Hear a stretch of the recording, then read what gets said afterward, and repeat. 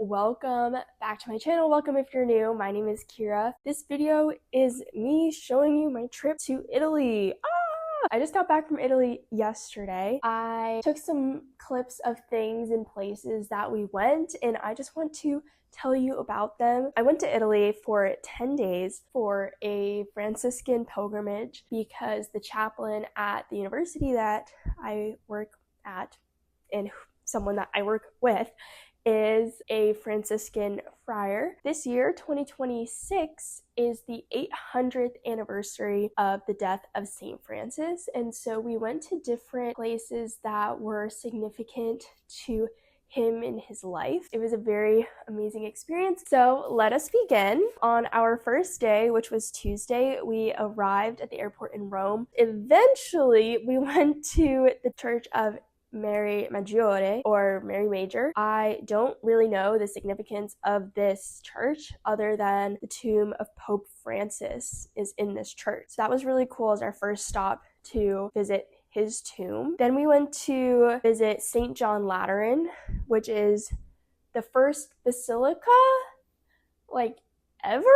I may be making that up, but I swear something along those lines. Maybe I'll look it up and put it on the screen. I think it was the first basilica ever, or first basilica, well, I don't know. And then we went on a golf cart tour through Rome, which was really cool because we didn't spend much time in Rome. You kind of miss out if you don't spend the time learning and seeing the architecture from different time periods and learning a bit about the history. We got to see all these different sites without having to walk through the city, which was amazing. I really enjoyed it, just being able to drive by through crowds of people, being able to see so many things, but that was very quick. And then we had a delicious dinner. I didn't film any of the food that I ate, but we had pasta, meatballs, potatoes, and a cherry tart, and then I got gelato that night. And so that concludes my first day in Italy. My second day, we were still in Rome. We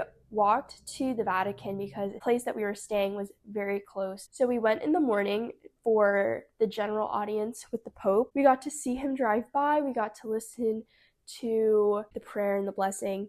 And that was just really cool to see the Holy Father. We had a private mass with our priest. Also, while we were at the Vatican waiting in line to get into St. Peter's Basilica, I was able to write a few postcards to people from the Vatican. You get a stamp, obviously, and they postmark it from Vatican City. Then we got to visit St. Peter's Basilica, then did a walking tour of the Vatican museums. We were tired, but beautiful. It was great. Then we had dinner. We had caprese, we had steak, potatoes, and salad, and it was quite all right. It was a long day with lots of walking, but very nice overall, and I loved seeing the Pope and him blessing babies and couples. The next day was Thursday, and we left Rome for La Verna, which is the location in which St. Francis received the stigmata. So St. Francis was given the wounds in his hands and his feet and in his side, taking on the wounds of Christ from the crucifixion. For the last 2 years of his life, he lived with the stigmata. It was very beautiful at La Verna. There was an amazing view into the valley. We were on a mountain. We spent a few hours there, and it was just great to see the artwork, to see all the different chapels, to have time to pray. I thought it was a very nice change from Rome and being in a very busy city. Then we drove to Assisi, and that is where we stayed for the next 2 days. We had dinner, which was tortellini, chicory, strawberry semifreddo. This meal was so interesting because it was stuffed tortellini and it was stuffed with meat. It felt like a lot of meat. And then it was in a mushroom cream sauce, I want to say. And then our second course was a plate of chicory. We were like, what the heck? How are we supposed to eat this? And you know what? Some of us ate it, some of us didn't. But I finished my plate of green vegetable, and I was so proud of myself. The following day was Friday, and we were in Assisi. We visited Basilica of St. Francis, and it was so amazing. We had mass early in the morning.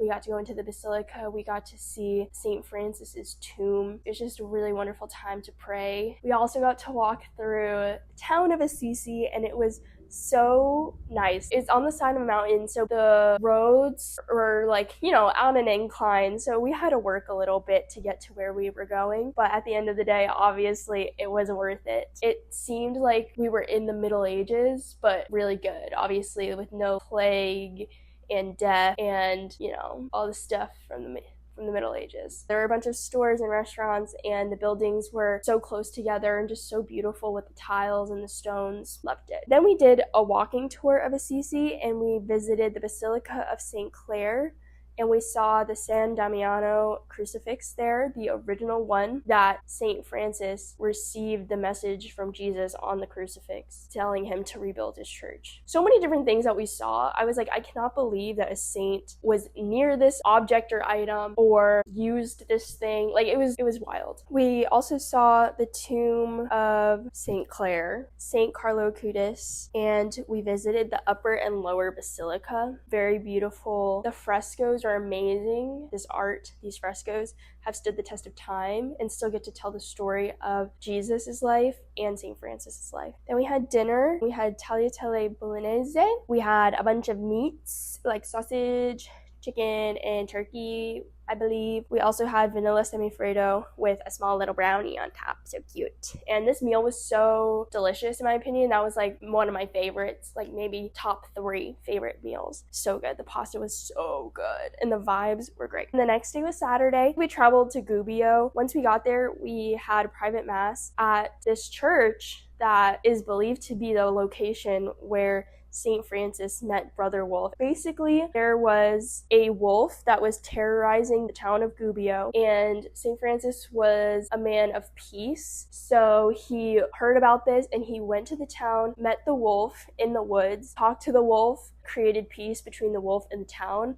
And for the rest of the wolf's life, people of the town would feed the wolf. The wolf, in turn, protected the people of the town, and they had a really great friendship after that. And then we got to see the tomb of Brother Wolf. We did a walking tour of Gubbio, and we saw the Church of St. Francis. From Gubbio, we then drove to Greccio. We had dinner there. This dinner was a little strange to me, and it was such a large dinner. It was too much. It was a meat platter, basically a charcuterie board, but think of it like only meat: ham, salami, meatballs, beans, and then we had cannellini, which were stuffed with meat and had truffles on top. And then we had already eaten so much meat, and I was like, I cannot eat this. And then we had dessert, which was really good. It was like a cheesecake, and then they gave us a liqueur in a little chocolate cup. I tried it and I didn't like it, but I did like the chocolate, so I ate that. The next day, Sunday, we went to Ponte Colombo Sanctuary, walked a little bit of the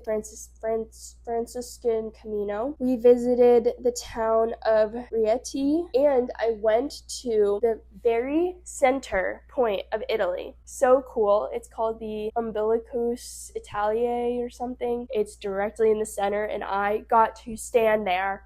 It was so cool. Since it was Sunday, so many things were closed, and we had to spend like 3 hours in this town. First of all, it was hard to find a restaurant because everything was closed. 2, there was nothing to do if there are no shops or things open to look at. So seeing the very center point of Italy felt like a big deal because there was really nothing much else going on. Then we visited the Sanctuary of the Nativity. It was the place where the first live nativity took place. We had a private mass there, and it was beautiful. This was like my favorite place that we had mass because of just how beautiful it was, and I got to take my shoes off. For dinner, we had prese, Franciscan style beans, maltagliati del Sabanese, and it was very good. Really, really good. And this was at the same restaurant we went to the previous night with all the meat. Expectations were low, maybe, but the food was very good. Then we had roasted pig and potatoes, lemon sorbet for dessert. That meal, probably my favorite meal. Following day was Monday. We traveled back to Rome from Greccio. We visited the Basilica of St. Paul outside the walls, which is the place where St. Paul was beheaded. Then we went to the catacombs of St. Calixtus. We got to go down to the catacombs and see all the tunnels. At the time when they buried people there was 500,000 people buried in these catacombs. It was 4 levels. They said 12 miles of hallways. A lot of the tombs were empty, and I was expecting to see a lot of bones, and I didn't, so. Then we had private mass in the catacombs, which was also wild. For dinner, we had arancini, french fries, pizza, and fruit for dessert. This meal was okay. I like the arancini the best. Our last full day in Italy, still in Rome, we did a walking tour of different Franciscan sites in the city. This was our last day. We were all tired. It was a lot of walking. We walked for like 3 hours. We were all kind of done. But that day I got to see incredible relics. We got to see the bones of 2 apostles, Philip and James the Lesser. We saw some of their bones. One was a foot, one was a hand. Oh my gosh. It's so hard to wrap my mind around me being able to see the bones of an apostle who walked the earth with Jesus, was one of his closest friends and followers, and the foot that Jesus washed. That like rocked me. Then we went to a pasta making class. I learned how to make pasta from scratch, so that was really cool. First one was like a marinara with guanciale, all crispy. That was really good. That was our favorite. And then with the pappardelle, we had cacio e pepe, and that was all right. Then that night we closed out with a group gelato, and we headed for the airport the following morning. So that is a recap of my time in Italy. I'm very grateful that I had this experience and then I got to share it with all the people that were there. I can't believe I was in Italy for like 8 days, 10 days, 8 days, 9 days, and now I'm back home. It's crazy, but it's okay because, you know, I still have summer to look forward to as opposed to those who had work to look forward to, so like I didn't mind going home. Thank you so much for watching, and I'll see you later this week for another video. I'm super excited because I have a lot of plans for this summer. So buckle up. I'm going for a ride. Okay, bye everyone!